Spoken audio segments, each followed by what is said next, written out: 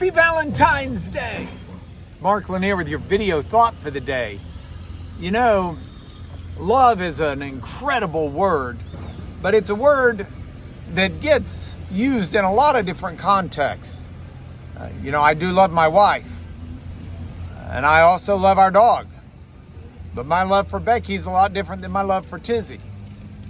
For that matter, I love pizza. Don't eat it very often because it doesn't seem too healthy, but gotta tell you, I do love a good slice of pizza. But I feel differently about pizza than I do about my dog and than I do about my wife. Not to mention the fact that I got a lot of good friends that I love.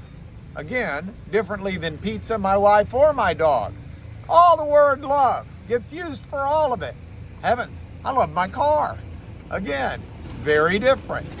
This love means so many different things because, in part, love can at times reference a deep desire for something, or a deep joy you get from something, or a contentment.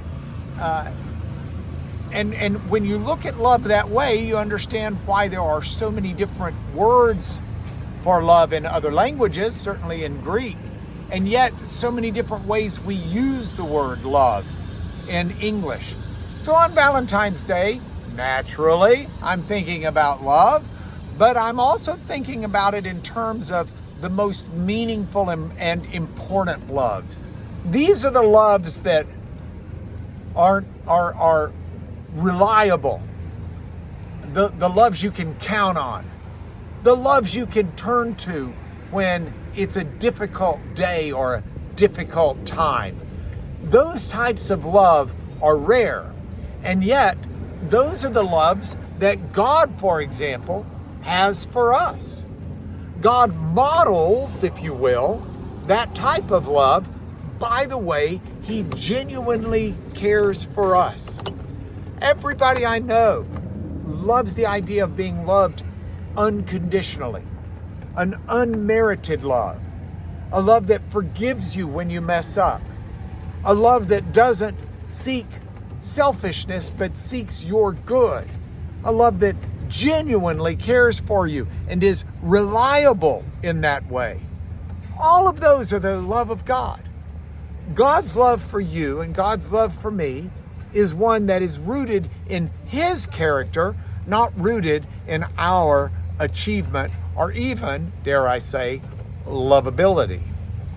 So as we're in Valentine's Day today, I want to challenge you the way I'm challenging myself. Identify people who are dear to you, but take the love that you have for them and elevate it beyond a simple love of desire, beyond a simple love of joy, beyond a simple love of need, and make it a love that's directed toward their best, their highest calling, their greatest good. Make it a love that's driven by that love of God. And when you do that, I think you'll find that you have a happy Valentine's Day, as will those you care for. So let's elevate in that. By the way, if there's someone like that on your list, you can forward them the link to this.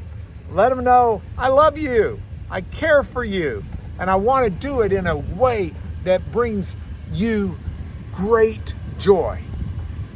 That's why I made this your video thought for the day.